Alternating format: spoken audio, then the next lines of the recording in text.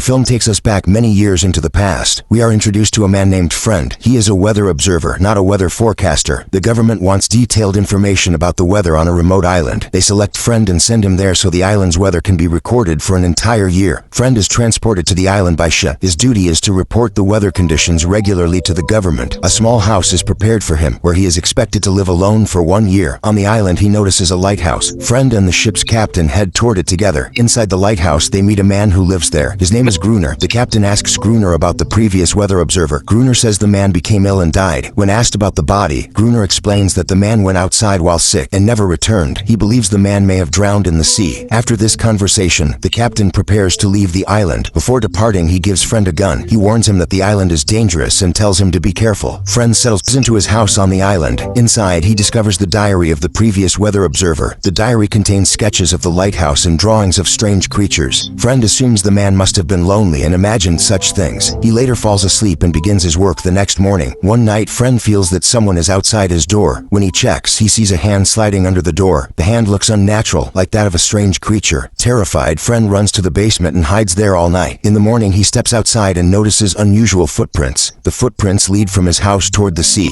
Confused and frightened, Friend goes to the lighthouse to speak with Gruner. Gruner refuses to open the door and tells him he should have left the island earlier. Friend realizes the creature that came the previous night will return again. He builds wooden barriers around his house to protect himself. Inside the house, he finds a rifle and a large supply of bullets. This gives him some confidence as night approaches. That night, the creatures return. Friend begins firing at them to defend himself. The creatures are massive, forcing Friend to set fire to the wooden barriers. The flames stop the creatures, but they also spread to his house. Fearing his house will burn down, Friend runs outside. The creatures retreat because of the fire. Friend sits near a stone watching his house burn. He then notices Gruner outside collecting water. Suddenly, one of the creature approaches Friend. He believes it is about to attack and points his gun at it. Gruner stops him and tells him the creature will not harm him. He calls the creature and it calmly goes to him. Gruner then invites Friend to live with him in the lighthouse. Gruner has all the necessary supplies, including food, and the creature lives with him. Gruner explains that the creature once tried to attack him. He says that he trained it, and now it is his pet. The creature lives with him and follows his commands. Friend asks Gruner why he did not leave the island when he had the chance to return by ship. Gruner replies that he does not want to go back to the outside world. He says this island is his world, where he is free to live and eat as he wishes. He claims to love his life there. Friend says that he will leave when the next ship arrives and asks them to take him along. Gruner tells him that ships rarely come to the island. He explains that the ship Friend arrived on will return only after 1 year. Gruner tells him not to worry, as the creatures do not attack during the daytime. He warns that the danger only comes at night and that Friend must stay alert. Gruner leaves the creature on the roof of the lighthouse. The creature begins to cry loudly. Hearing its cries, other creatures gather and start attacking the lighthouse. Gruner opens fire on them and asks Friend to shoot as well. Friend is unable to handle the situation and faints. Gruner continues fighting the creatures alone throughout the night. The next morning, Gruner wakes Friend and tells him that survival requires effort. He says that if Friend wants to live there, he must fight and grow stronger. Gruner then sends Friend outside to collect water. When Friend returns, he sees Gruner and the female creature very close to each other. This makes him feel uncomfortable and confused. That night, all three of them meet together. When the creatures attack again, Friend also begins shooting at them. Seeing this, Gruner shuts the door and leaves Friend to fight alone. Friend battles the creatures throughout the night by himself. By morning, it becomes clear that although they live together, they are not friends. They are only surviving on the island. As night falls again, the creatures do not appear. Friend believes they are afraid of both of them now. He thinks the creatures will not return because they cannot defeat them. Gruner disagrees and says that because many creatures were killed, their numbers will increase. He warns that they will attack again. Friend begins to feel sympathy for the creature living with them, separated from her kind. He names her Anaris. Several nights pass without any attacks. They relax and begin playing chess together. They forget to turn on the lighthouse light. Suddenly, many creatures launch a surprise attack. During the fight, Gruner injures his foot. Despite the injury, both men survive. Anaris is seen licking Gruner's wounded foot. Her saliva has healing properties and helps his injury recover. One day, Friend stands near the sea and spots a ship in the distance. He brings a flare gun to signal for help. Before he can fire it, Gruner stops him. Gruner does not want anyone else to come to the island. Friend, however, desperately wants to escape as soon as possible. Friend is about to confront Gruner and ask why he was not allowed to fire the weapon. At that moment, Anaris attacks Gruner as well. Gruner becomes furious and starts beating Anaris. Anaris escapes and runs away. Later, Anaris realizes that Friend wants to escape the island. When Friend sees a ship in the distance, he becomes hopeful and excited. He tells Gruner everything about it. Gruner says that he already knows about the ship. He explains that it was a Portuguese ship. When the crew arrived, the creatures dragged them into the sea before they could reach the island. Gruner mentions that he once found explosives like dynamite nearby, but they were were damaged. Friend suggests going to check the ship, hoping to find something useful. Gruner refuses and says he is not interested. He tells Friend to go alone. Friend insists and asks Gruner to assist by supplying oxygen. He believes that if they find dynamite, they can kill many creatures at once. Gruner still refuses. The next day, Friend and Anaris are seen bathing in the water. Gruner watches them from a distance and becomes jealous of their bond. When Friend returns to the lighthouse, Gruner finally agrees to go with him. They move toward the ship together. Friend tells Gruner that if he pulls the rope 3 times, it means he needs help. Friend dives underwater and finds several boxes filled with dynamite. He passes the boxes to Gruner one by one. Suddenly, young creatures appear underwater. Friend panics and pulls the rope to signal for help.